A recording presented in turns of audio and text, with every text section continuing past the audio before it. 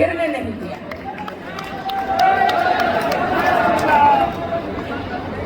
इसलिए भगवा के लिए जो जीते हैं, धर्म के लिए जो जीते हैं, कर्म जो करते हैं, उनको सदैव सम्मान प्राप्त होता है।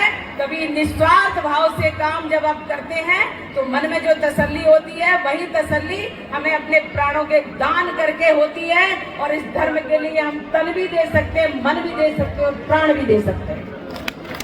नहीं देंगे, इस राष्ट्र चिन्ह को कभी हम मिटने नहीं देंगे।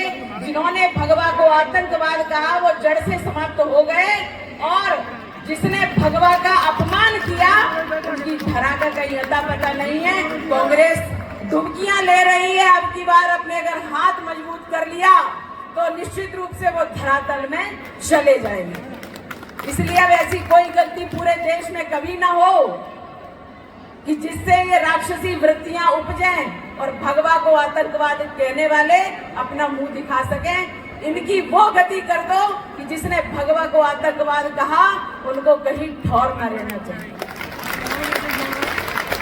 सिर्फ इतना कहूंगी कि लड़ना सीख लेना, बहुत खतरनाक समय आने वाला है। हम सिर्फ इतना कहेंगे, अपनी आत्मरक्षा के लिए आप शस्त्र रख सकते हैं, और आप भी मत भूलिए अपनी आन वान शान बचाने के लिए जो बनता है वो कर सकते हैं, तब कर लेना। मात्र शक्ति भी कहीं कमजोर नहीं है।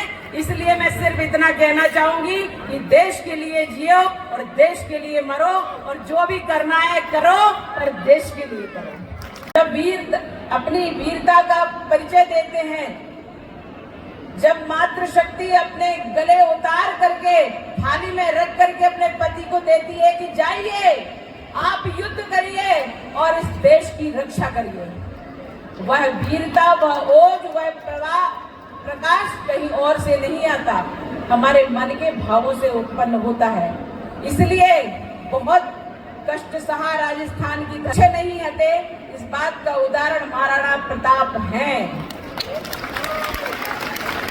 हम महाराणा प्रताप के वंशजों को भी नमन करते हैं कि आज भी वो अपनी परंपराएं बनाए हुए हैं, और वीरता कभी खाली नहीं जाती, वह कुछ ना कुछ लेकर के आती है और बहुत कुछ दे करके आती है।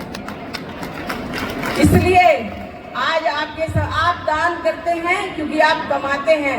आप जब गौ माता के लिए दान करते हैं, जब आप देश के लिए दान करते हैं, तो निश्चित रूप से आपकी जो कमाई है वह शुद्ध हो जाती है। फिर जब आप अपने बच्चों को उसका निवाला खिलाएंगे, जब बच्चों के विकास में लगाएंगे, तो शुद्ध कमाई जब लगाएंगे तो मस्तिष्क भी शुद्ध होंगे और आपके कार्य भी शुद्ध होंगे। इसलिए दान तो अवश्य करना चाहिए, और वह तो आप लोग जानते ही हैं।